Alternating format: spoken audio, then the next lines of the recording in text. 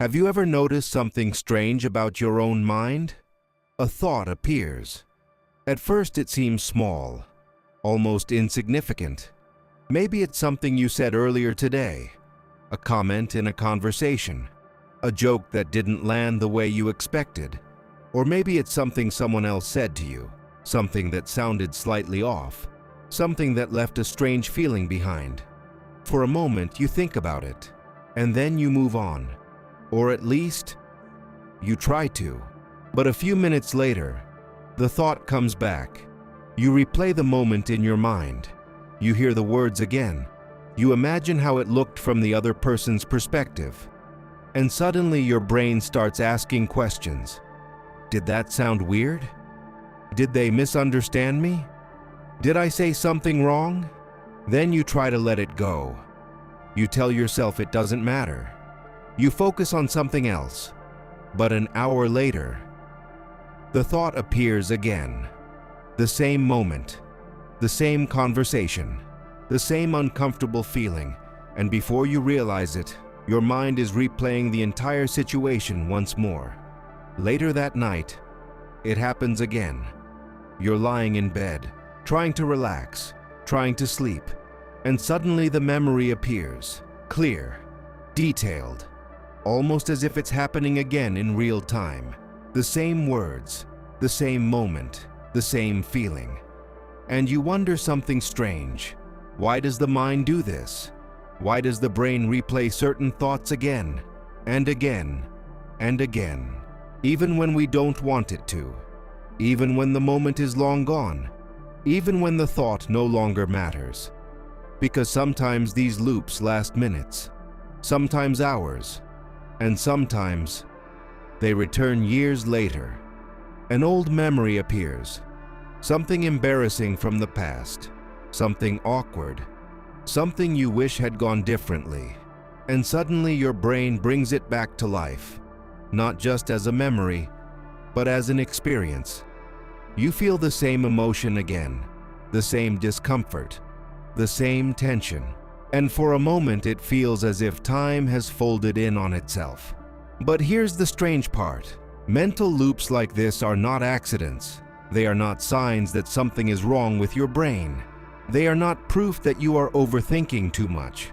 In fact, your brain was designed to do exactly this. Mental loops are not a flaw. They are a feature. To understand why they exist, you need to go back thousands of years, long before modern cities, long before phones, long before social media.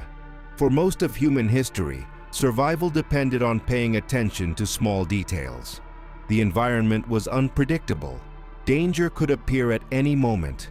A strange sound in the bushes, an unusual movement in the distance, a sudden change in the behavior of people around you.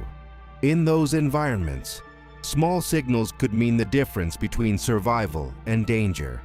So the human brain developed a powerful system, a system designed to analyze events deeply, to replay situations, to extract lessons, to prepare for future threats. Imagine an early human walking through a forest. One day they hear a rustling sound in the bushes. They ignore it. Moments later, a predator emerges.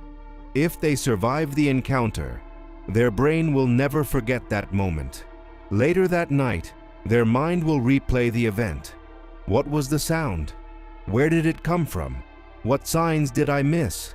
How can I recognize it next time? That repetition had a purpose.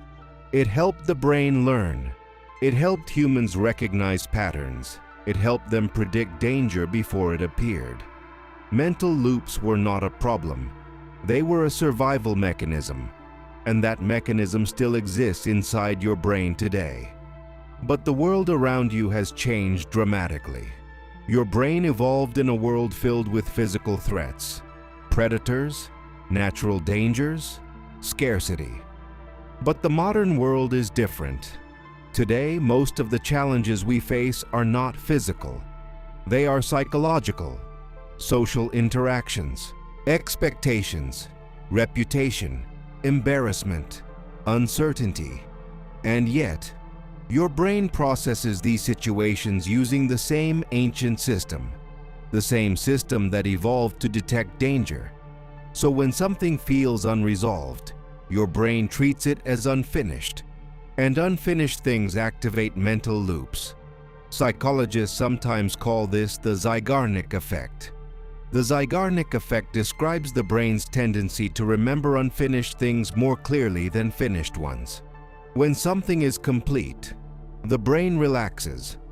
The mental tension disappears.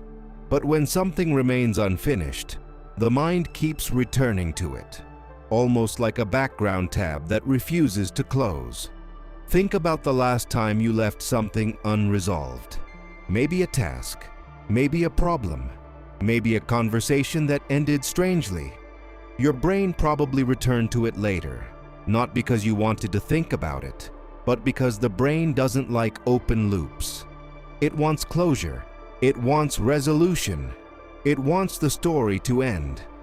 But in many situations, closure never arrives.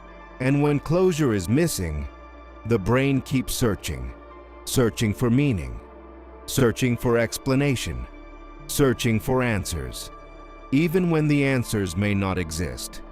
And that is when mental loops begin. But unfinished situations are only part of the story. There is another force inside the brain that makes mental loops even stronger.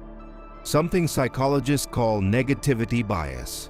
The human brain pays more attention to negative experiences than positive ones. Not because humans are pessimistic, but because negative experiences historically carried more risk. If your ancestors ignored something positive, nothing terrible happened. But if they ignored something dangerous, the consequences could be fatal. So the brain evolved to prioritize negative information, mistakes, conflicts, embarrassment, threats. These signals receive more attention inside the mind. This is why a single awkward moment can stay in your thoughts for years, while hundreds of normal conversations disappear from memory. Your brain flags unusual negative experiences as important, and once something is labeled important, the brain revisits it repeatedly. But mental loops are not only about the past. They also happen when the brain tries to predict the future. The human mind constantly simulates possible scenarios, future conversations, future decisions, future conflicts. You imagine what someone might say. You imagine how you might respond. You imagine different outcomes, different possibilities, different reactions. This process is called mental simulation, and it actually serves an important function. By imagining potential situations, the brain prepares for uncertainty. It practices responses. It analyzes outcomes. It reduces the chance of being caught off guard. But sometimes this simulation system becomes too active. Instead of imagining one or two possibilities, the brain generates dozens, different versions of the same situation, different conversations, different reactions. And each imagined scenario creates another loop. This is why people sometimes feel trapped in overthinking, not because they want to think so much, but because their brain is trying too hard to prepare. Another powerful trigger for mental loops is social memory. Humans are deeply social creatures. For most of human history, belonging to a group was essential for survival. Being accepted by the group meant protection, cooperation, resources. Being rejected by the group meant something very different: isolation, vulnerability, risk. Because of this, the human brain became extremely sensitive to social signals. Even small social mistakes can activate strong mental loops. You remember something you said, something awkward, something embarrassing, and suddenly your brain replays the moment, again and again, even years later, because the brain wants to make sure it doesn't happen again. But there is something even stranger about mental loops. Sometimes, the more you try to stop thinking about something, the more the thought appears. This phenomenon is known as ironic process theory. If someone tells you, "Don't think about a white bear," your brain immediately imagines a white bear. Why does this happen? Because the brain must constantly check whether you are thinking about it, and every time it checks, the thought appears again. So trying to suppress a thought often strengthens the loop. It creates a paradox.